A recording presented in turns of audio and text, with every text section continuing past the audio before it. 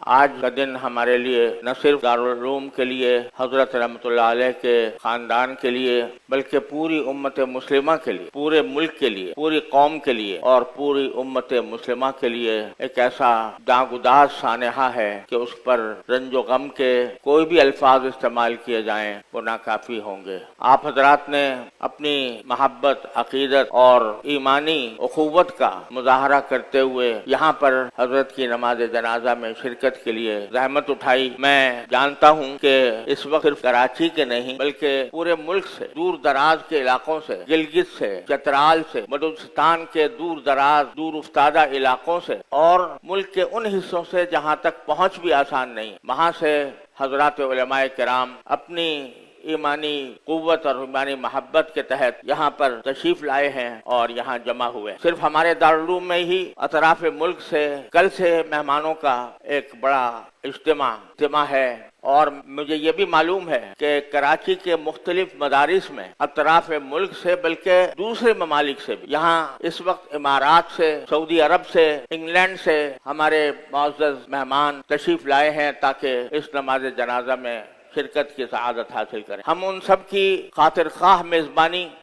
جو اس کا حق ہے وہ ادا نہیں کر سکے اور نہیں کر سکتے، ان کا اجر یقیناً اللہ جل جلالہ کی بارگاہ میں ہے، اور انشاءاللہ ان کی اس محبت کا، ان کی اس عقیدت کا، ان کے اس ایمانی جذبے کا عظیم اجر اللہ جل جلالہ کی بارگاہ سے ان کو ملے گا۔ اس وقت نماز جنازہ کا اعلان 9 بجے ہوا ہے، انشاءاللہ کوشش یہی ہے کہ 9 بجے نماز جنازہ ادا کر دی جائے، اور اس کے لیے الحمدللہ مناسب انتظامات بھی کیے گئے ہیں۔ لیکن میں اس موقع پر اتنا عرض کروں کہ یوں تو حضرت مفتی اعظم مولانا محمد رفیع عثمانی صاحب قدس اللہ تعالی سرہ، جن کے ساتھ آج قدس سرہ یا رحمت اللہ علیہ کا لفظ استعمال کرتے ہوئے دل کٹتا ہے، سبھی کے لیے وہ پیکر محبت تھے، پیکر شفقت تھے۔ اللہ تبارک و تعالی نے علم و فضل کی جن بلندیوں تک ان کو پہنچایا، اللہ تبارک و تعالی نے ان کو جو فقہی بصیرت عطا فرمائی، جس کی وجہ سے پاکستان کے علماء نے اتفاقی طور پر، متفقہ طور پر ان کو مفتی اعظم کا لقب دیا۔ ایک مفتی اعظم وہ ہوتا ہے جو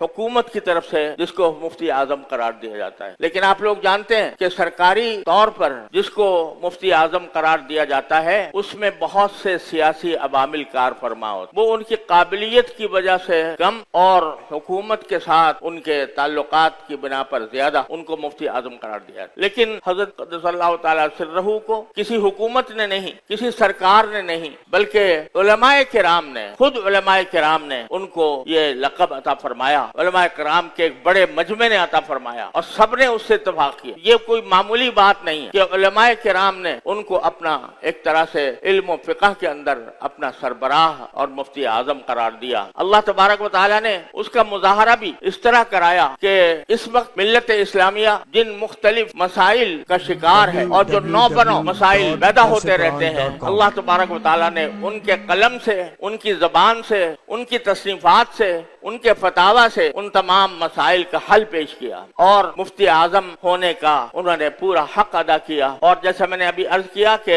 سرکاری مفتی اعظم نہیں بلکہ علماء کرام کے نامزد مفتی اعظم۔ تو یہ مفتی اعظم جو سرکاری طور پر مقرر کیے جاتے ہیں، یہ سرکاری اعزازات جو ان کو دیے جاتے ہیں ایسے افراد کی طرف سے ہوتے ہیں جن کو نہ علم کا پتہ ہے، نہ ان کے تفقہ کا پتہ ہے، نہ ان کی بصیرت کا پتہ ہے۔ لیکن حضرات علماء کرام جو علم کی حقیقتوں کو پہچانتے ہیں، جو اس کی باریکیوں کو سمجھتے ہیں، جو اس میں بصیرت رکھتے ہیں، جب وہ کسی شخص کا انتخاب کریں تو وہ ہے در حقیقت جو حقیقی طور پر وہ خطاب کا مستحق ہوتا ہے۔ اللہ تبارک و تعالیٰ نے یہ خطاب عطا فرمایا، اور یہاں پر وہ حضرات موجود ہیں جنہوں نے ان کی زیارت کی ہے، جنہوں نے ان کو دیکھا ہے، برتا ہے، ان کے اخلاق، ان کے عادات، ان کا کردار، اور پوری امت کے لیے ان کا درد کہ کوئی روئے زمین پر کہیں بھی مسلمانوں کا کوئی مسئلہ پیدا ہوا تو ایسا معلوم ہوا کہ ان کا ذاتی درد ہے، اور اس کے لیے انہوں نے اپنے انفرادی طور پر تو جو کچھ کرنا تھا وہ کیا، لیکن اجتماعی طور پر کہاں سے سارے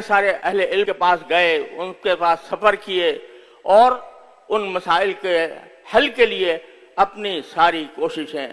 फराहम कर दी। मैं किस किस बात का जिक्र करूं। अल्लाह तबारक व तआला ने उनको जिन कमालात से नवाजा था और उनको जो खास मकाम अता फरमाया था, आज ये सामने इंसानों का समंदर इस बात की गवाही दे रहा है कि अल्लाह तबारक व तआला ने उनको किस मकाम पर फाइज फरमाया था। हमें अंदेशा है कि हुजूम की वजह से अभी बहुत से लोग शायद यहाँ तक पहुँच नहीं सके। यानी इस वक्त हमें इत्तला ये मिली है कि सड़कों पर बहुत बड़ा मजमा अभी तक रुका हुआ है और पहुँच नहीं सका, तो इसलिए हमें उनका इंतजार भी थोड़ा करना होगा ताकि वो लोग जो बेचारे पता नहीं कहां कहां से बसों में, रेलों में, हवाई जहाजों में, मुझे कल मेरे एक साथी ने बताया कि इस्लामाबाद के एयरपोर्ट पर ऐसा लग रहा था कि सारे उलमाए किराम ही जा रहे हैं नमाज के अंदर। तो हर तरफ से लोगों का एक सैलाब है जो उमड़ रहा है और हमें उनका ख्याल रखना भी जरूरी है। बहरहाल मैं ये अर्ज कर रहा था कि अल्लाह तबारक व तआला ने उनको जो मकाम बख्शा और जिस तरह अल्लाह तबारक व तआला ने उनसे दीन के मुख्तलिफ शोबों में अजीम खिदमात ली, वो तो अपनी जगह है ही, लेकिन मैं अपने लिए कहता हूँ कि अल्लाह तबारक व तआला ने मुझे ये शरफ अता फरमाया था कि आज 75 साल की रफाकत, 75 साल की रफाकत जो तालिब इल्म के दौर से शुरू हुई थी और आज तक मुसलसल अल्हम्दुलिल्लाह बगैर किसी इनक़ता के जारी रही। हमने हज़रत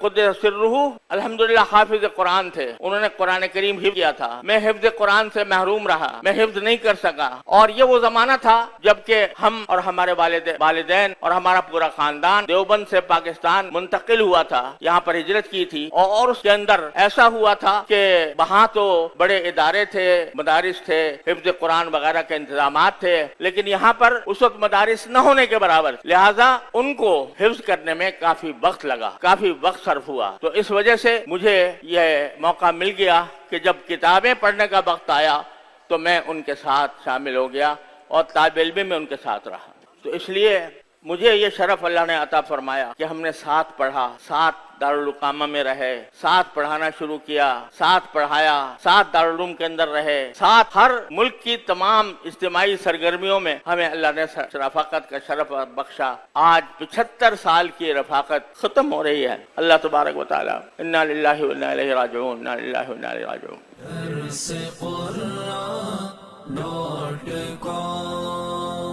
www.darsequran.com